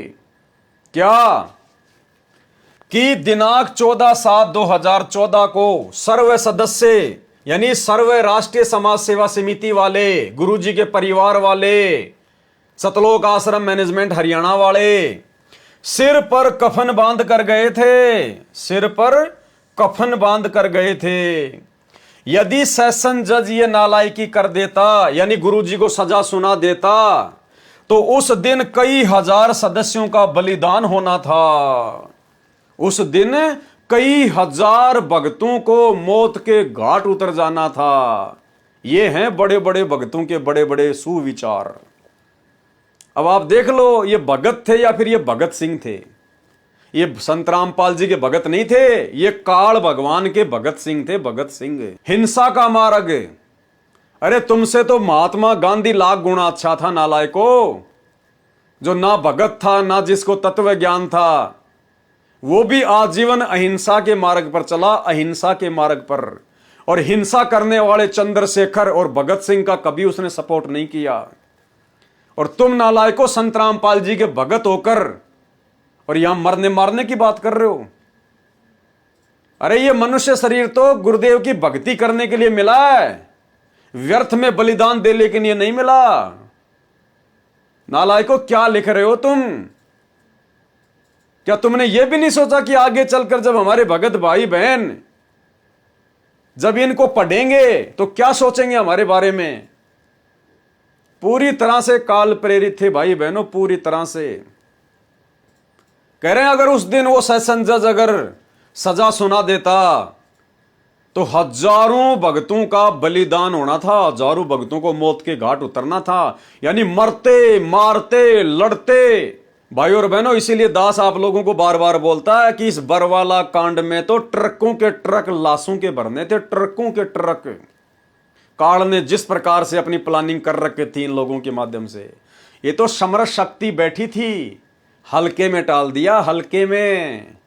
अन्यथा इन सतलोक आश्रम मैनेजमेंट हरियाणा वालों ने तो इस कदल काल प्रेरित होकर हजारों भक्तों को मरवाने का षड्यंत्र रच रखा था। अब सोचिए, ये हमारे गुरु भाई हैं या फिर ये दुश्मन हैं। यदि सेशन जज ये नालायकी कर देता तो उस दिन कई हजार सदस्यों का बलिदान होना था। संत को गिरफ्तार करना तो दूर की बात है, यदि उंगली भी कर दी जाती तो कई हजार सदस्य कुर्बानी देने के लिए टूट पड़ते और कोहराम मच जाता। हम किसी को मारेंगे नहीं, परंतु स्वयं मरने से पीछे नहीं हटेंगे। हम किसी को मारेंगे नहीं, लेकिन स्वयं मरने से पीछे नहीं हटेंगे। अरे भैया, जब आमने सामने की लड़ाई होती है ना, तो कोई ये नहीं सोचता कि मैं मारे जाऊं, मेरे लट पड़े जाएं। वो हमने देख लिया बरवाला कांड में किस प्रकार से तुम लोग उन पुलिस वालों को पत्थर मार मार के पीट रहे थे। तुम लोग मार खाने वाले में से नहीं हो, तुम लोग तो मारने वालों में से हो, काल के कसाई। क्या लिख रहे हैं भाई और बहनों, पढ़ लो। संत को गिरफ्तार करना तो दूर की बात है, यदि उंगली भी कर दी जाती तो कई हजार सदस्य कुर्बानी देने के लिए टूट पड़ते, कोहराम मच जाता। क्यों भाई? जब 2018 में संत रामपाल जी को आजीवन डबल उम्र कैद की सजा सुनाई उसी सेशन जज ने, उसी हिसार कोर्ट के जज ने, अरे उस समय तुम्हारा जोश कहां चला गया था? उस समय तुम्हारी मर्दानगी कहां चली गई थी? कोहराम क्यों नहीं मचाया? कुर्बानियां क्यों नहीं दी? अरे बताओ। अरे मरने मारने की बात करने वालों, कि संत रामपाल जी की तरफ अगर उंगली भी कर दी जाती, सजा करना तो बहुत दूर की बात, अगर उंगली भी कर दी जाती तो कोहराम मच जाता, हजारों लोग अपना बलिदान दे देते। भैया 2018 में उसी हिसार कोर्ट में उसी सेशन जज ने संत रामपाल जी को डबल आजीवन उम्र कैद की सजा सुना दी। उस समय तुम कहां चूड़ियां पहन के बैठे हुए थे? उस समय तो तुम भगोड़े बन के घूम रहे थे, तुम्हारी पुलिस के सामने आने की हिम्मत भी नहीं थी। यह होता है भाई और बहनों काल प्रेरणा। करनी तज कथनी कथय अज्ञानी दिन रात, कुत्ते ज्यों भौंकत फिरे सुनी सुनाई बात है। और परमात्मा कहते हैं कथनी के सूरे गणे और कथय अटंबर ज्ञान, और बाहर जवाब आवे नहीं लीद करे मैदान। ये लीद कर गए 2018 में। ये सतलोक आश्रम वाले, गुरु जी के परिवार वाले, स्टेट कोऑर्डिनेटर, ये कथनी के सूरे ये 2018 में लीद कर गए, गधे की तरह लीद कर गए। ये दिखाई भी नहीं दिए कहां हैं, चूड़ियां पहन के घूम रहे थे भगोड़े बन के, और यहां बड़ी बड़ी बातें फेंक रहे हैं कि संत रामपाल जी की तरफ यदि किसी ने उंगली भी कर दी तो कोहराम मचा देंगे। 18 में कहां गए थे? कौन से बिल में घुस रहे थे? भाई और बहनों, ये भक्तों की भाषा नहीं है। हमारे गुरु जी की तरफ उंगली भी कर दी तो कोहराम मचा देंगे, हजारों भगत बलिदान दे देंगे। अरे क्या समझा फिर तुमने अपने गुरुदेव भगवान को? अरे फिर इनका तो कोई रोल ही नहीं है, इनका तो फिर कोई मतलब ही नहीं रह गया। सारा सब कुछ तुम हो, परम शक्ति तुम हो, ठेकेदार तुम हो, सब कुछ करने वाले तुम हो। गुरुजी तो फिर खाली एक चिड़ी का बच्चा बन के रह गया। तुम ही सारा ठेका ले रहे हो कि इनकी तरफ यदि किसी ने उंगली भी कर दी तो। भाई और बहनों, कुछ नहीं मानते थे ये गुरुजी को। वास्तव में चीचड़ थी, चीचड़। आश्रम में संत रामपाल जी इन लोगों से महादुखी थे, महादुखी। और भाई और बहनों, यही कारण था बरवाला कांड में संत रामपाल जी के चुपचाप रहने का। अन्यथा इस परम शक्ति के रहते सहते तो हजार काल मिलकर भी बरवाला में आश्रम की एक ईंट भी नहीं उखाड़ सकते थे। लेकिन ये परमात्मा चुप रहा, क्योंकि ये जो गंदगी, ये जो बदबू, उनके बेटा बेटी भाई बंधु रिश्तेदार, ये कोऑर्डिनेटर, ये आश्रम के बड़े बड़े भगत, ये जो गंदगी जमा हो चुकी थी, इनके मार्ग में आगे चल के बहुत ज्यादा बदबू फैला देती। इसलिए परमात्मा ने इनके काले चेहरे आज वर्तमान में सात संगति के माध्यम से और इन्हीं के द्वारा लिखित पुस्तकों के माध्यम से संगत में उजागर करवाने नितांत आवश्यक थे, ताकि आने वाली पीढ़ियां जब इनके कुकर्म को पढ़ें, देखें, इनके आचार विचार व्यवहार को देखें, गुरुजी को लेकर इनकी क्या दृष्टि थी, क्या इनकी सोच थी, क्या ये गुरु को मानते थे, तो आने वाले भगत, आने वाली पीढ़ियां सावधान हो जाएं कि भैया भगतों के चक्कर में नहीं पड़ना चाहिए। अरे वो बड़े बड़े बड़े बड़े समझे जाने वाले भगत जब ऐसे थे, तो बताओ वर्तमान में हम किस पे यकीन करें, क्यों करें? जब यकीन करने के लिए हमारा गुरु है, गुरु का ज्ञान है, सत्संग है, तो हमें किसी और की आवश्यकता क्या है? तो भाइयों और बहनों, आज इनका काला चेहरा, आज इनके कुविचार, इनके घटिया आचरण जो आज से पहले छुपे पड़े थे, दबे पड़े थे, आज परमात्मा ने उजागर करवा दी, उजागर, ताकि आगे चलकर हम कोई गलती ना कर बैठें और इन लोगों के झांसे में आने से बचें। इन आश्रमों से अपना नाता तोड़ें, अपने घर को आश्रम बनाएं, ज्ञान को आधार बनाएं और गुरु जी को भगवान बनाएं और मर्यादा में रहकर भक्ति करें। संत को गिरफ्तार करना तो दूर की बात है, यदि उंगली भी कर दी जाती तो कई हजार सदस्य कुर्बानी देने के लिए टूट पड़ते और कोराम मच जाता। हम किसी को मारेंगे नहीं, परंतु स्वयं मरने से पीछे नहीं हटेंगे। तो भाइयों और बहनों, आज के इस वीडियो में परमात्मा के आशीर्वाद से केवल इतना ही। और चलते चलते आपको बरवाला कांड के समय जो टीवी चैनल लाइव डिबेट चला रहे थे, पूरा का पूरा बवंडर देश दुनिया को दिखा रहे थे, कमांडो वाला बाबा, कमांडो वाला बाबा, और राष्ट्रीय समाज सेवा समिति के लोगों को बैठाकर भी लाइव डिबेट में उनके विचार जानना चाह रहे थे, और भी 4-5 लोगों को बैठाकर रखते थे जो लोग इन मामलों के जानकार होते थे, एक आध कोई धर्म गुरु भी था। और भाइयों और बहनों, आप जिस वीडियो को देख लेना, इस वीडियो में सतलोक आश्रम की तरफ से भगत राम अवतार दास हिसार हरियाणा वाला और रवीश कुमार जो पत्रकार था वो इंटरव्यू ले रहा था, और किस प्रकार से उन लोगों ने अपने अपने विचार व्यक्त किए। जिस प्रकार बरवाला कांड के समय राष्ट्रीय समाज सेवा समिति के द्वारा जो बवंडर किया जा रहा था, जो कोर्ट की अवमानना की जा रही थी, संत रामपाल जी को हिसार कोर्ट में पेश होने से रोका जा रहा था, उनके झूठे मेडिकल दिए जा रहे थे बार बार, और वो सभी लोग यही कह रहे थे कि भाई अच्छी बात है, तुम भगत हो, तुम्हारे गुरुजी बीमार हैं, बहुत अच्छी बात है, लेकिन कोर्ट का आदेश तो फॉलो करना पड़ता है। अगर उनके चलने फिरने की हालत नहीं थी, डॉक्टरों के पैनल ने उनको अस्वस्थ घोषित किया हुआ था, तो आश्रम में भी तो वो लेटे होंगे, तो एम्बुलेंस में उनको लेटा के भी तो ले जाया जा सकता था डॉक्टरों की निगरानी में। और कहने का मतलब है भाई और बहनों, यानी हर व्यक्ति की समझ से बाहर की बात थी ये कि यार भक्तों का आचरण ऐसा नहीं हो सकता। संत रामपाल जी अपने आप को संत कहते हैं, उनका आचरण ऐसा शोभनीय नहीं है। अगर एक संत इस प्रकार से न्यायालय की अवमानना करेगा तो आगे चलकर उनके फॉलोवर क्या करेंगे? एक संत यदि इस प्रकार से अपने भक्तों की सेना बना के खड़ी करेगा, कमांडो बना के खड़ा करेगा, तो समाज उससे क्या शिक्षा लेगा? जजों के खिलाफ जो पुस्तकें बांटी गई, छपवाई गई, और रवीश कुमार उससे कह रहा कि तुम तो सरेआम जजों को तुम तो चुनौतियां दे रहे हो। आप लोगों ने जजों के खिलाफ पुस्तकें लिखकर बंटवाने की क्या आवश्यकता थी? आप लोग ऊपर के कोर्टों में जाते, उनकी शिकायत करते। अगर आप लोगों को कानून पे विश्वास है तो न्यायालय के हिसाब से अपना काम करते ना। तुम लोग तो जजों को चुनौतियां दे रहे थे पुस्तकें बटवा के। कहने का मतलब है इन लोगों के कुकर्मों की सबने निंदा की, क्योंकि इन लोगों का कोई भी कर्म सामाजिक हिसाब से ठीक नहीं था, और ये अपना आप में बहुत बड़े भगत बन रहे थे कि हम जो कर रहे हैं सर्वश्रेष्ठ कर रहे हैं। जबकि संत रामपाल जी का इन लोगों के इन तमाम कुकर्मों में, इस तमाम बवंडर में कोई सहयोग नहीं था। आप जी ज्ञान आधार से भी समझ सकते हैं, और इस पुस्तक में भी इन लोगों ने अपने कर कमलों से लिखा है कि संत रामपाल जी का ये समिति बनाने में, और समिति क्या करेगी क्या नहीं करेगी, ये निर्णय केवल समिति लेगी, संत रामपाल जी का कोई हाथ नहीं है। तो जाते जाते आप जी छोटा सा इंटरव्यू सुन लीजिए, और भाइयों और बहनों सावधान हो जाना।